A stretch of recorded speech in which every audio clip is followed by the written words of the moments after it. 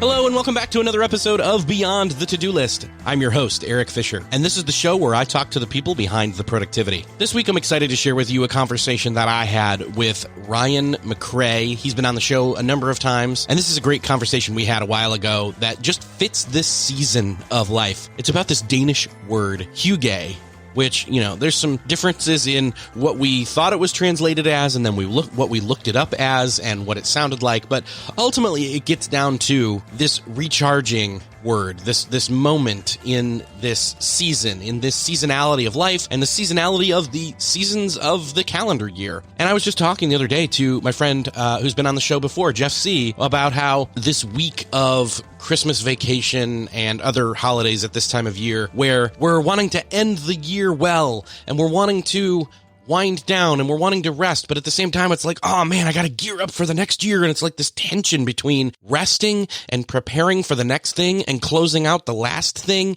and feeling stuck in the middle of all that. And this Hygge word just, for me, epitomizes this moment where it's like, no, screw all that. Forget the past. Yeah, close it down, but close it down before you get to this season, if you can help it. And maybe even do some of the pre-prep, if you can, before this moment. But take some time and get guilt-free and just stop hustling. Stop grinding.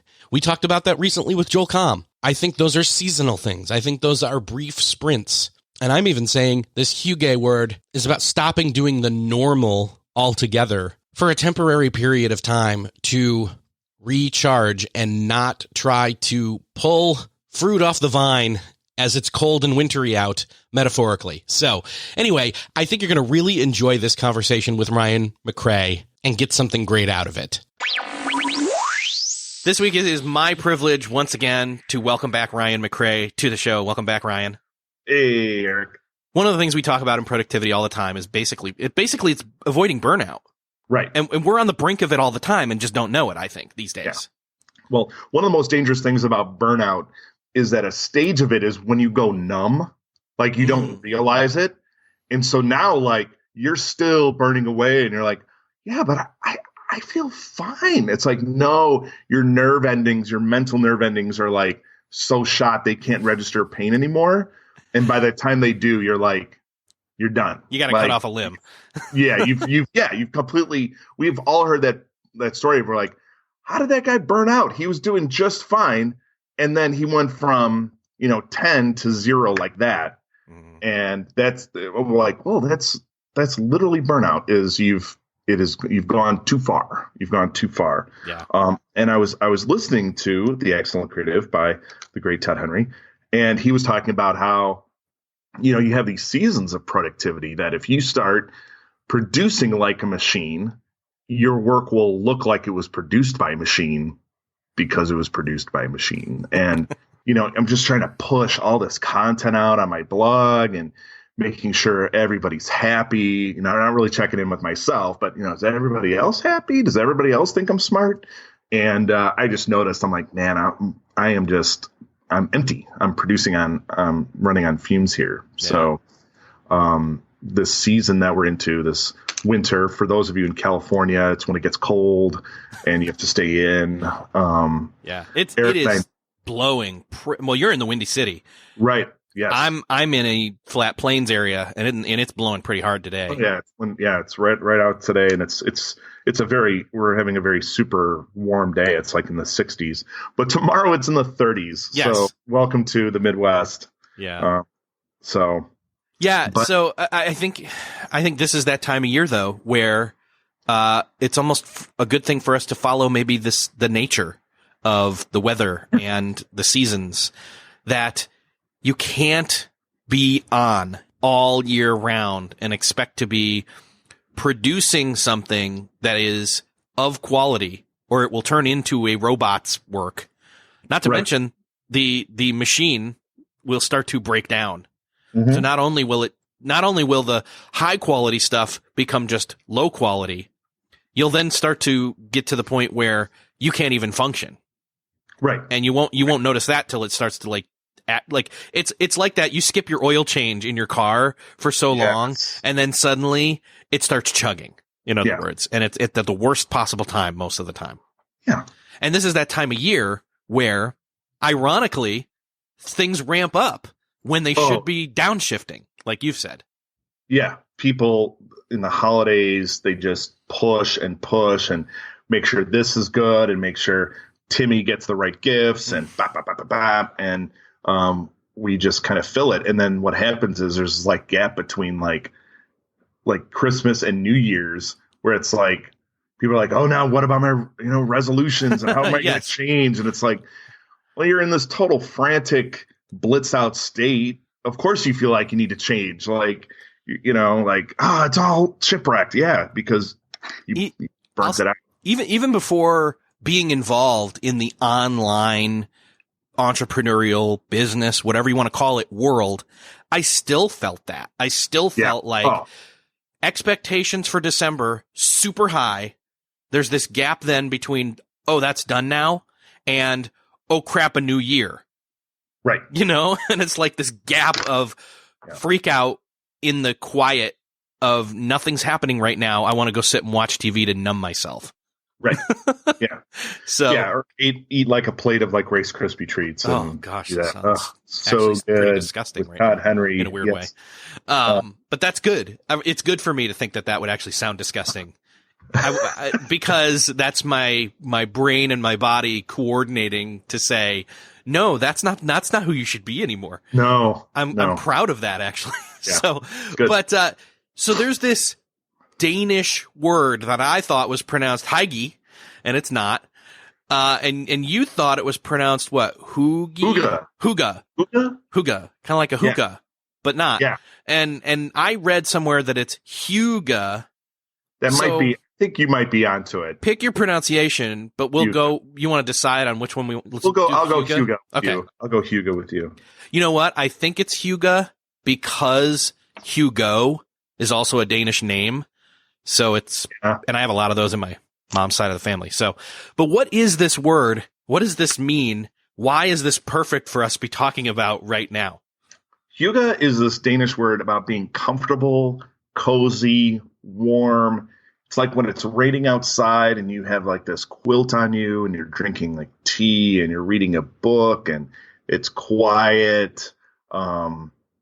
It's just like that comfortable feeling of like being in a cabin and just the world is kind of shut away somewhere and you're just enjoying time with family and friends. It could be just a quiet night of board games but like electronics aren't running the show. They're just, it's just a time to settle. And that's kind of the season we're in. And as I think about the season we're in, instead of like being this like producing gross machine, it's a time of just reflection, of intake. What I decided to do was like, I'm not going to write for, attempt anything profound for a good month. And I've noticed I can read more. I enjoy it. It's not for like, I'm reading this so I can write this. It's just, I'm reading this because I simply enjoy it. With this word, there's no like, I'm doing this so that later on I can XYZ. It's just, I'm here and I'm present. So, yeah. So to me, it sounds like, and my interpretation of it is, it's like a feeding of the soul and the body. Even. Yes. Or let me put it differently. It's feeding of the soul, but you can feed your soul by feeding your mind or your spirit or your body, all the components that make up us as people, feeding all those components, and then that feeds your soul or something. I don't know. Anyway. And it revolves around, and I would say it revolves around rest. Yes. Like, there's nothing, I'm not, grinding anything out. I'm not frantically writing notes. It's just very smooth and easy. It's very, and in the Danish culture, they try to cut down on electrical lights. We're just going to use candles. Yeah.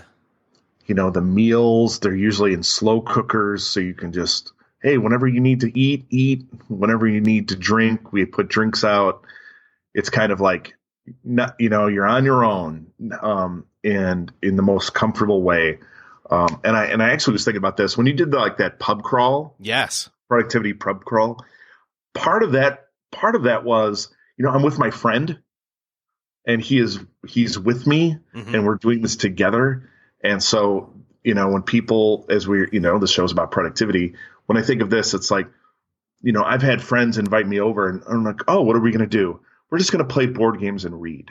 And I'm like, that sounds great. And there's no agenda. There's no there's soup on the stove and end of list. That's come as you are. It's not about tackling some problem. It's not even about like passively watching a movie. It's about like enjoying each other's presence, whatever's happening.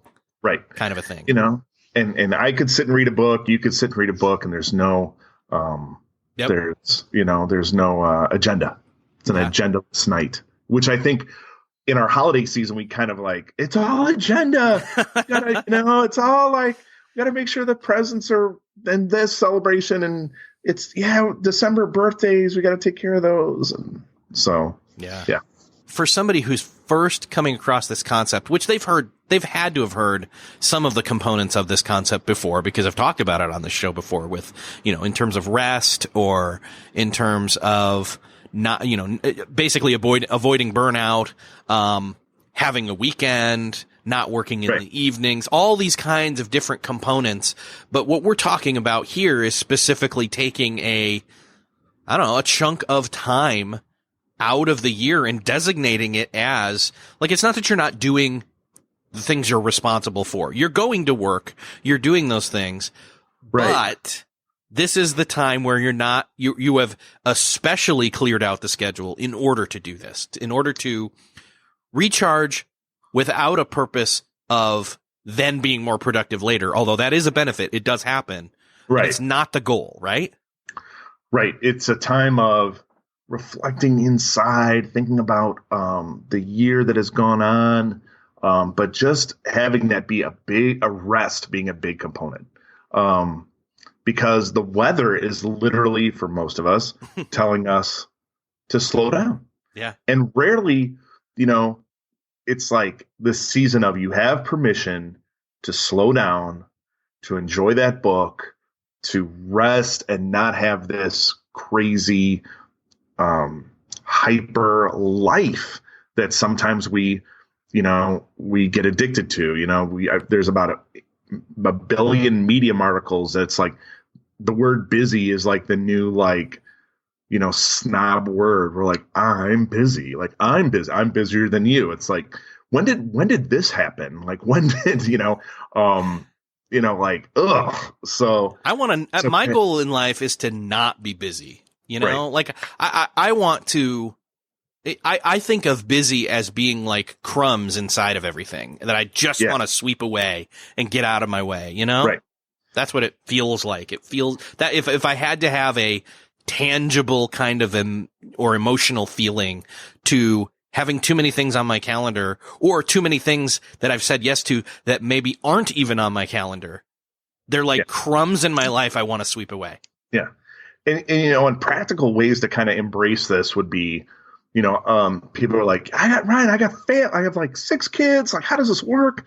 I have friends of mine, and they're like, they go into what I call like slow cooker world for the next 2 months, where they're like, everything is in a crock pot, or, I have friends of mine who've got multiple ones, and dinner is just like, dinner's in the crock pot. There's bowls and spoons there, and they eat together, or they just kind of slow it down. So it's not like this, we have to have everything be formal, and let's, just kind of come as you are. And they eat around, maybe watch something, holiday-ish, or they just sit and chill, but just kind of reducing all the things that go on, because one, the weather doesn't cooperate with simple things anymore for a while. So, but that's one way, is just kind of simplifying dinner. Well, and that's one step of consciously lowering the expectations. Right. Yeah, absolutely. One thing my late mother instituted was, the day after Thanksgiving, you could not buy anything for yourself until like a holiday. And I was like, oh, but it like reduced like materialism and made you appreciate what you have. You did, it was like, it kind of cut me off from my, I think she was a minimalist at heart, my mother. So, but that was one way. And then just, allowing on the weekends, just making it, hey, let's sleep in. Let's not have a ton of activities during this time. So I think another way that we could move forward with the Hygge, Yeah, well, I don't know. We'll put it in the show notes. Hygge. There we go. That sounds good. Oh, anyway, Hygge, right? Hygge. That's what we said. Yep. Hygge, which may sound antithetical to what we were just talking about, but making lists, having checklists, kind of especially for us ADHD people. Yes. A guide, if you will. Yes. Whether that's a bare minimum of, okay, here are the things that, like, if I want to fully switch off, okay, here are the things that, like, still have to get done. Right. Yeah. Or for somebody else who's they're frenetic and overactive, this is you paring it down to just this list. I read the book by, I'm going to just destroy his name. I'm sorry, listeners. Atul Gawande. Okay. He wrote the Checklist Manifesto, and he's a surgeon, and it is about developing checklists in the hospital to reduce infection. So one hospital just had this outrageous, and whenever they do a central line into the chest, boom, there'd be 30% of people were getting infections. And he's like, why? And so he developed a checklist, and then it went down to 0.5%. And you would just follow this step by step. And he gave all the power to the nurses to manage the checklist instead of the doctors, because they found the doctors were like, yeah, like, I don't need to wash my hands, whatever. So they run through this checklist, and then boom, look, people weren't dying in the hospital from a non-related, incident, what got them there in the first place. So I was reading this and I was like, okay, how can I implement some checklists in my life? And I have a day off checklist. So I work retail, so it's kind of a weird schedule. So it's like I have Wednesday and, Monday off. So I was like, it was hard for me to schedule these things. So I was like, I'm just going to make a day off schedule. And my day off, I run through this checklist of all the things to do. Tidy the house, I'm a writer, write 1,000 words, because when I get up, I'm exhausted and I don't want to come up with what I have to do. Yeah. I don't want to, all I have to do is just on my Evernote, is look at this checklist and run through it. And by the end, now you're like, oh, how long is this checklist? It's about 8 things, 9 things. And at the end of it, I can look around the house and it doesn't look like a fraternity has been staying in my apartment. I've shopped for the day, I've done adult things, but yes. We're like, can't you just know those things? I'm like, no, as a gentleman with ADHD, my brain doesn't have a really good, reminder. I have to outsource it. So there's this checklist. I've done it when I'm not tired, and I'm like, at the end of the day, what do I want to do? And then I have a checklist that's like days I work. And so I get up about 7. I usually work at noon, and it's a briefer checklist, but it's like, hey, make sure you pack your lunch, and get that done. And that helps me do that. But any process that I repeat more than 3 times, I try to generate a checklist, a travel checklist. And you can find these on the internet. Like this isn't like this newest, hottest thing is like a list. What is this checklist you speak of? Tell me more. For $19.99, but a travel checklist, but I kind of make it my own because that's how I roll. But yeah. And it's helped me out a lot just to offload the amount of like brain power. It's like, well, I'm just gonna do this. I have a financial one where it's like once a month I have a reminder that kicks out that says financial checklist. I hit a button and it's like, check your retirement, check your this, and then I'm done. And I know I'm kind of on board with that. Yeah. I think that for a lot of people out there, so they're thinking, okay, so I need to make a holiday checklist. I need to do what Santa does, is make a list and then check it twice.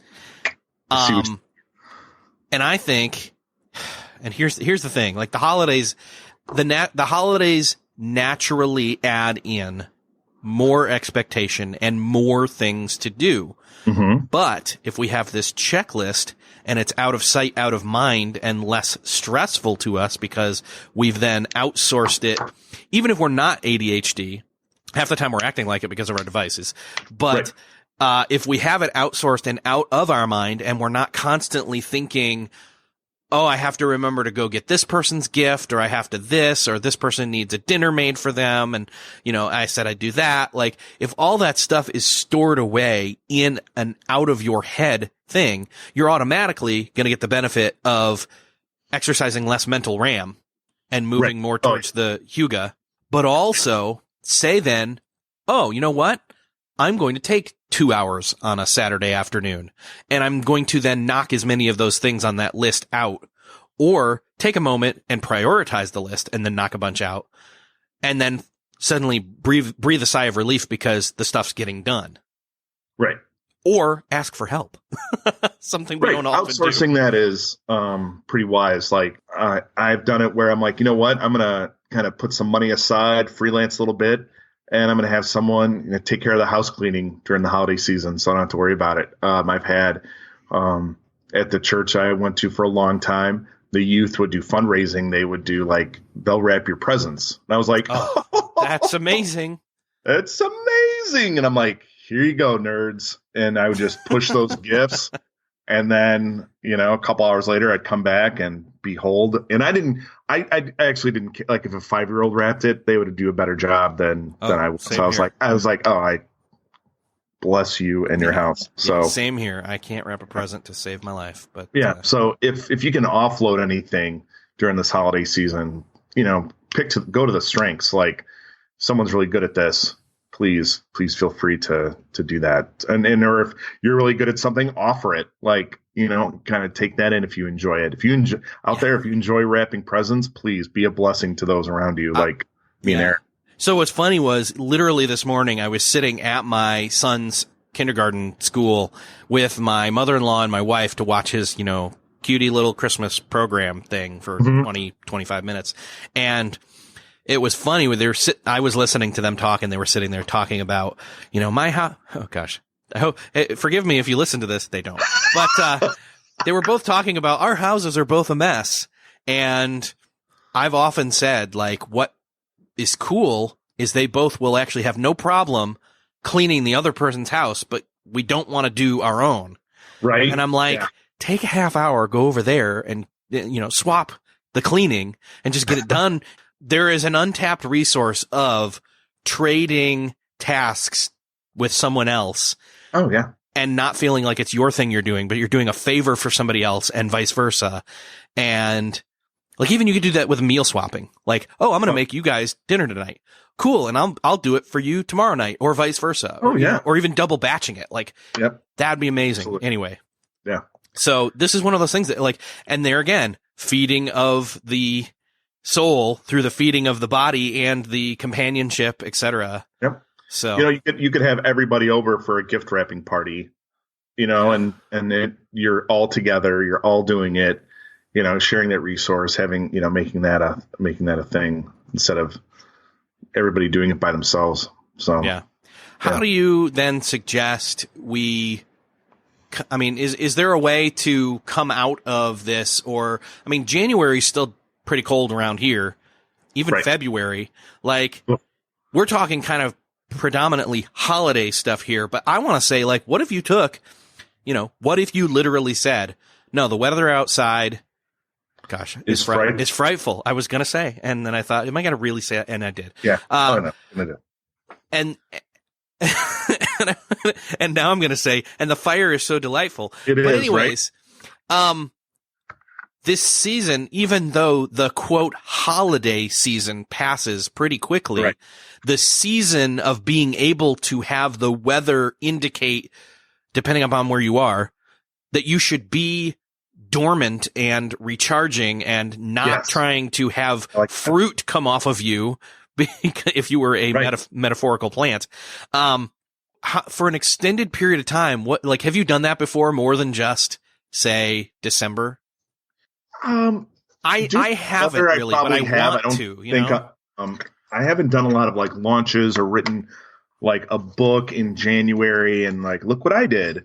But I think it's the nature of, I do most of my reading probably December through February. I burn through books because I don't want to go outside. I make a conscious effort to like say, here, the next 5 books I'm reading. Once I finish one goes to the bottom of the stack. And it's more, I kind of balance it out between fiction and nonfiction. When I hear people are like, oh, fiction's a waste of time, I'm like, well, you're a monster is my response. You watching a lot of TV there, buddy? Yeah. Oh, you're out there. You know who you are. So Yes. read some fiction, people. But yeah, and I just make notes. And I think what that does is it feeds us. And then later on in March and April, the thaw hits. I've done all this quote research where now I'm like, I have like some creative currency to spend where I'm like, I've done this reading. I've thought about this. And writing becomes much easier. It's much more joyful instead of this like, come on, I need a new idea. Like even my audience isn't like, yeah, we just want to, December, January, February. You don't need to send us a ton of emails on being productive. It's literally like, we want to hear from you once or twice, once a week, maybe every other week. I'm like, great. But they like to ratchet it up March, April, May and go from there. So I just had this mental picture of you can't draw water from a frozen well. Right. And if it's the weather is ice outside, then there's nothing to draw from.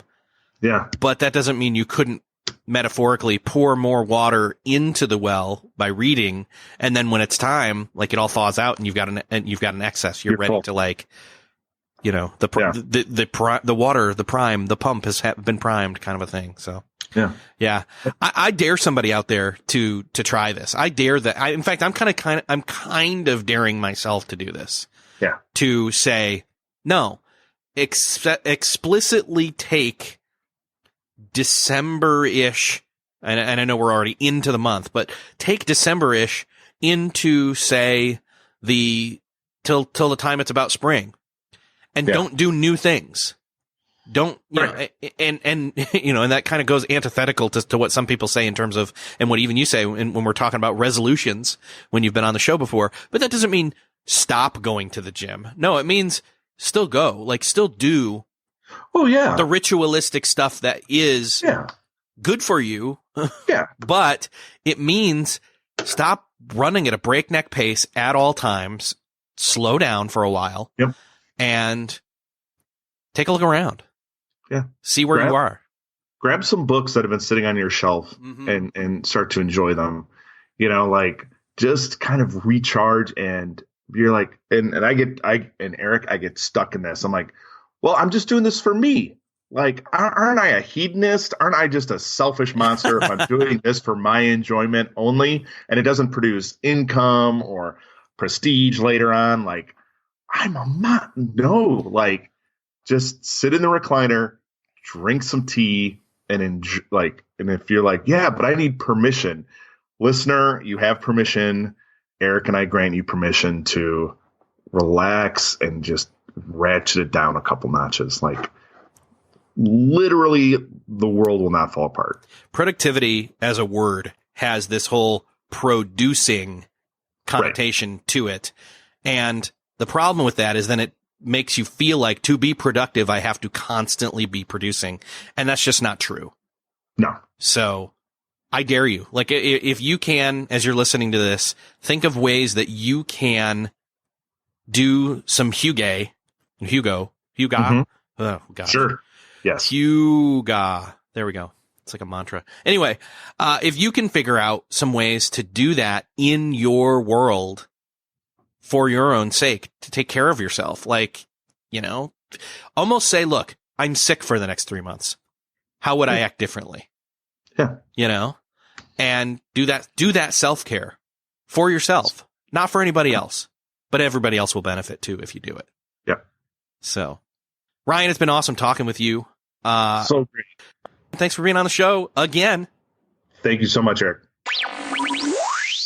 Well, that's another podcast crossed off your podcast listening to-do list. I hope that you enjoyed this conversation with Ryan McRae. I know that I did. I know I enjoyed listening back to it again. And, it's appropriate for this time of year to listen to this conversation again and just kind of let it sink in and think about this recharging, non-working, non-motion, if you will, time of year, and how antithetical that seems when we think about all the things we have to do at the end of the year to do the special things that everybody expects happens. So anyways, I hope that you enjoyed this episode. If you did, I'd love for you to share this episode. Hit the share button in your podcast player app of choice where you're listening to this now, or head on over to the show notes for this episode at beyondthetodolist.com/305. Make sure to subscribe if you haven't already. Thank you again for listening, and I will see you next episode.